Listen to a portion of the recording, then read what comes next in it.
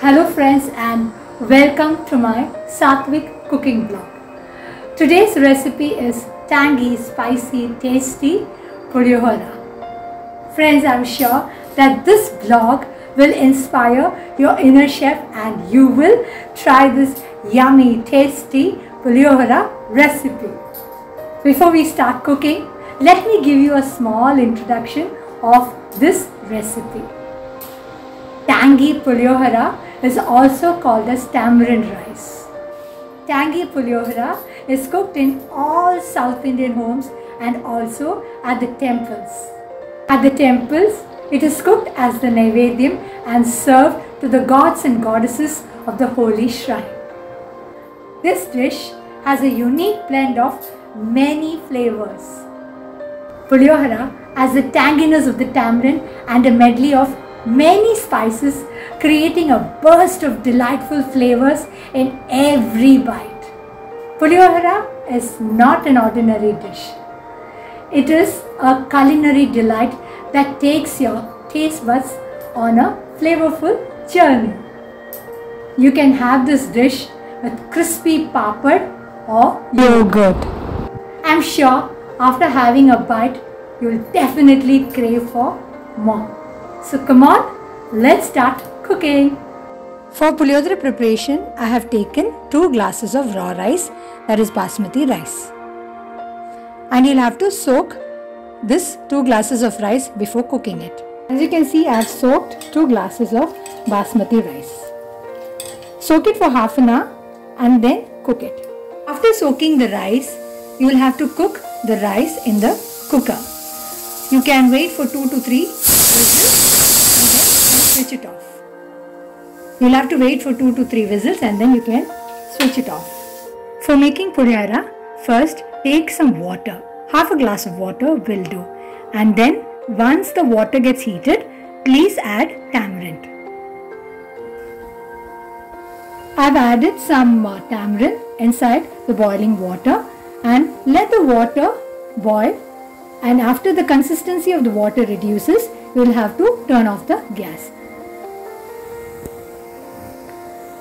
See, I also add lemon to my tamarind rice. It tastes better when you add tamarind. The tanginess is very yummy. So I add a bit of tamarind and even lemon to my tamarind rice. So I've added a bit lesser in comparison to people who make tamarind rice. I also add MTR's Pulihora mix in the end for the taste. So let's start with the cooking. Now I'm allowing the water to boil with the tamarind. So let the consistency of the water reduce. The consistency of the water has reduced. It's now become so less that when you mix the tamarind, you take the pulp out of it, then it will look very thick and ready for getting used to the Puliyogare rice. I have taken the pulp out and I've drained the water from the tamarind, and this is the tamarind juice that I'll be using for Pulihora. Now let's move on to the next step. The other ingredients that I'll be adding is curry leaves, red chili, mustard. I have not taken mustard. This is ginger, asafoetida, haldi, that is turmeric, salt and 2 lemon, the juice of the lemon. First, let's fry groundnuts. This adds flavor and this adds to the taste of Pulihora. So I'm first frying groundnuts. You should fry groundnuts till it becomes crunchy, and it should not be raw, it should be crunchy. That's the most important thing. So first fry groundnuts and make it crunchy. That's the first step. You should put the stove in the low flame and then fry groundnuts. See, you can see the color, it's changing. It's becoming light brown. So let it fry a little more. As you can see, the color has changed and it's completely fried. It will be crunchy if you taste it when it becomes cold. So allow it to become cold. I've taken oil in a pan and I'm heating it. And after the oil gets heated, please add mustard seeds.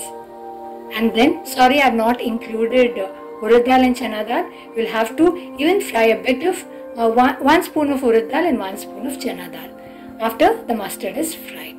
The mustard has started to splutter and you can hear the crackling sound.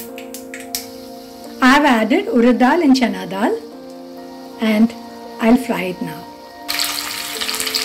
I've added red chili, curry leaves and ginger inside the oil, and now I'll fry it. I've added the tamarind water, and now I'll add asafoetida, salt, turmeric and chili powder, and I'll mix it well.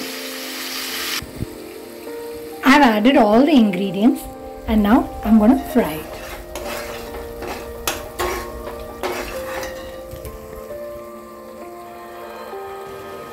I'll also be adding 2 tablespoons of Pulihora powder in the oil where I put all the other masalas. This actually gives added taste to Pulihora. This is optional. If you would like to add, you can add, otherwise you don't have to add it. I add it because I get a real nice Pulihora taste like that, like it is in the temple. So I would love to add Pulihora powder in the oil and the masalas that I have put in. I have now added the Pulihora powder and you can see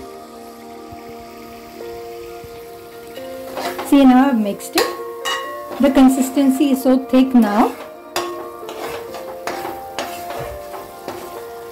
I would like to tell you that you should not take hot rice. Allow the rice after cooking to cool in, and then you should add it in the Pulihora mix that you've made. Friends, I've added rice that is cold and I've mixed Pulihora mix in the rice. Now you can see I've only taken 1 lemon because it is quite tangy, so I don't want to add 2 lemons, so I've only taken 1 lemon. It depends on your mood. If you would like to have it more tangy, you can add 2 lemons. But then I'm going to add only 1 lemon. Please check the tanginess, salt and the spice. If you feel it's become a little more, then you can add little more rice to it. Otherwise, you can keep the consistency as it is. I have now added the crunchy groundnut and you can see the yummy Pulihora ready. Friends, finally, this is how the Pulihora looks after it's been plated. Please try making this spicy, tasty, tangy Pulihora at home and trust me, it will taste exactly like the temple Pulihora. You'll enjoy eating it. So friends, eat healthy. That's it for now. We'll meet you in another video. Till then, stay positive.